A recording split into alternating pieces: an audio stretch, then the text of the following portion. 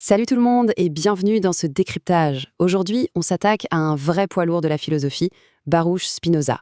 On va voir comment il a complètement explosé, de façon assez révolutionnaire d'ailleurs, notre vision traditionnelle du lien entre le corps et l'esprit. Franchement, mettons de côté nos idées reçues un instant. Les textes qu'on va parcourir proposent une vision d'une modernité absolue. C'est fou de se dire qu'au XVIIe siècle, cette réflexion anticipait déjà, d'une certaine manière, nos neurosciences actuelles. Alors posez-vous la question, qu'est-ce qui dirige vraiment nos actions, l'esprit ou le corps? Pendant des siècles, l'idée dominante, c'était que l'esprit était aux commandes, un peu comme un pilote bien sage qui dirige le navire physique qu'est notre corps. L'intellect donne les ordres d'en haut et la matière obéit aveuglément en bas. Mais est-ce que c'est vraiment comme ça que ça marche? Est-ce que c'est notre esprit qui tire les ficelles à chaque seconde? Eh bien, les sources de notre analyse vont complètement balayer cette idée de suprématie pour nous proposer un modèle vraiment audacieux. Pour structurer tout ça, on va procéder en 5 étapes. D'abord, le mythe du contrôle. Ensuite, on verra que l'esprit et le corps sont un.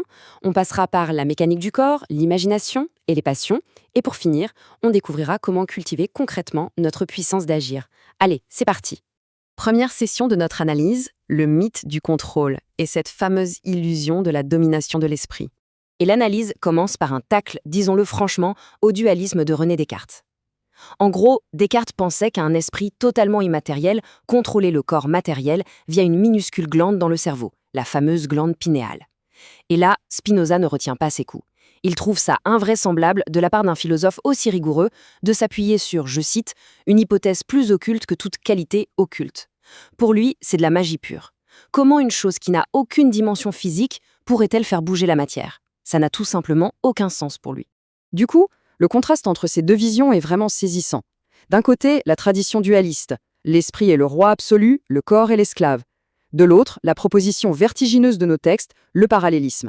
Ici, l'esprit et le corps sont sur un pied d'égalité totale, strictement en parallèle. Il est carrément démontré qu'il n'y a absolument aucune interaction de cause à effet direct entre les deux. Le corps ne peut en aucun cas forcer l'esprit à penser, et inversement, l'esprit ne peut pas dicter au corps de bouger. Zéro. C'est une symétrie parfaite. Ce qui nous amène logiquement à notre deuxième point, l'esprit et le corps sont un. Mais attendez une seconde, si ces deux-là ne se donnent pas d'ordre, comment font-ils pour être aussi bien synchronisés au quotidien? Tout repose sur ce concept central de parallélisme. L'esprit et le corps ne sont pas deux entités distinctes qui essayent maladroitement de communiquer. Pas du tout. Ils sont exactement le même individu. La même chose, juste exprimée de deux façons différentes. Concrètement, tout ce qui se passe physiquement dans le corps se produit instantanément dans l'esprit sous forme d'idées. L'ordre des événements matériels correspond intrinsèquement à l'ordre de nos idées. Et pour vraiment piger cette unité, il faut regarder comment les textes définissent un individu humain. Un humain, c'est vu comme un assemblage extraordinairement complexe. C'est un grand corps fait d'une multitude de tout petits corps qui restent unis parce qu'ils communiquent leurs mouvements selon un équilibre très précis.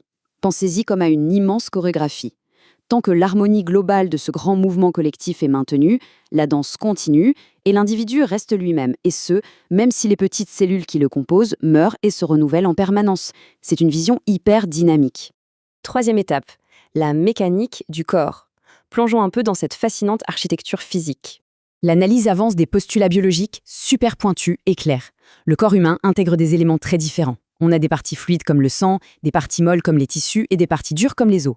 Et la conclusion de tout ça, c'est qu'on n'est absolument pas des forteresses isolées. Notre corps a un besoin vital, impérieux, de corps extérieur pour se maintenir.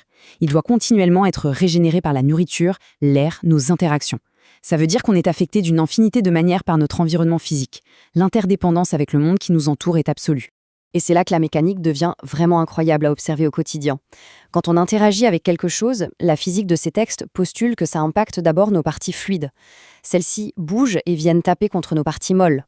Le résultat, ça modifie littéralement la surface interne de notre tissu, laissant de véritables empreintes ou des traces physiques durables. Vous vous rendez compte? Notre architecture interne est physiquement sculptée, sans cesse remodelée par les chocs et les rencontres avec le monde extérieur. C'est complètement dingue. Quatrième point. L'imagination et les passions. C'est là qu'on comprend la force mémorielle de ces fameuses traces. Parce que oui, ces traces physiques ne sont pas juste de la petite anecdote biologique, elles sont l'essence même de notre mémoire. Quand notre corps rencontre des choses, ça laisse des empreintes qui se lient entre elles dans notre matière physique. Du coup, plus tard, quand l'esprit imagine l'une de ces choses, il perçoit en fait l'empreinte corporelle laissée à l'intérieur, et la sensation ressurgit. C'est exactement pour ça qu'une odeur particulière, comme l'odeur de la pluie sur le sol, peut déclencher instantanément le souvenir super précis d'une scène d'enfance. La mémoire et l'imagination sont encodées, ancrées dans nos archives organiques, pas juste dans une sorte d'intellect qui flotterait dans l'air. Et si l'on observe de manière totalement neutre d'autres écrits de l'auteur, comme le traité théologico-politique, on voit que cette règle physique s'applique de manière fascinante à la prophétie. Les textes expliquent très méthodiquement que les prophètes ne recevaient pas leur vision parce qu'ils avaient un esprit rationnel supérieur, mais grâce à une imagination extrêmement vive liée à la constitution de leur propre corps. Par exemple, un prophète de nature plutôt mélancolique rapportait des visions sombres, alors qu'un autre, au métabolisme plus joyeux, percevait des choses lumineuses. Tout s'enracinait dans la réalité organique de leur être. Et cette histoire d'empreinte corporelle nous amène directement à une définition géniale des émotions ou ce qu'on appelle les passions.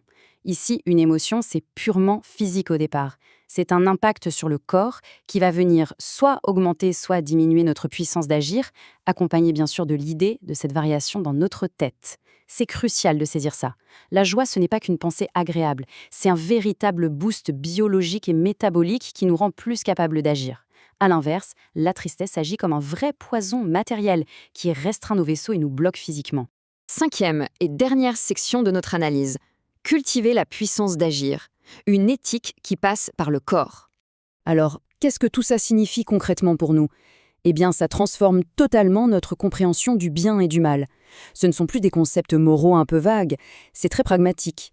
Ce qui est bon, c'est tout ce qui dispose notre corps à être affecté de plein de manières différentes, tout ce qui nous rend capable d'interagir harmonieusement avec le monde. Et à l'inverse, ce qui est mauvais, c'est tout ce qui entrave cette capacité, tout ce qui fige ou paralyse notre corps. Parce que si on paralyse le corps, on ampute inévitablement notre capacité intellectuelle. Face à une philosophie aussi cérébrale, on pourrait s'attendre à ce qu'on nous recommande de vivre comme des ascètes reclus pour mieux réfléchir. Eh bien, c'est tout l'inverse. Les sources l'encouragent noir sur blanc. Pour avoir un esprit vif, il faut régénérer la machine de façon très joyeuse. On nous conseille de manger des plats variés, de profiter de bons parfums, de s'entourer de nature, d'écouter de la bonne musique, de faire du sport, d'aller au théâtre.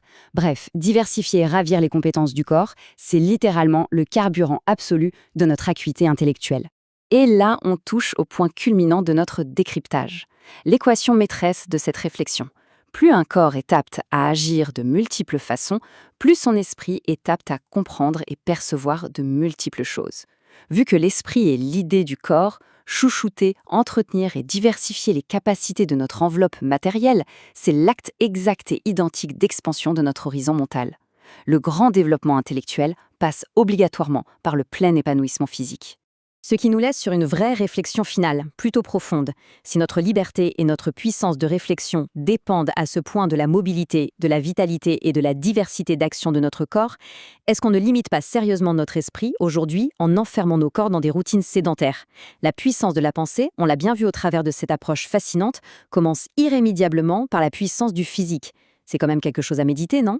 Un grand merci d'avoir suivi ce décryptage et à très vite pour explorer ensemble de nouvelles idées fondatrices.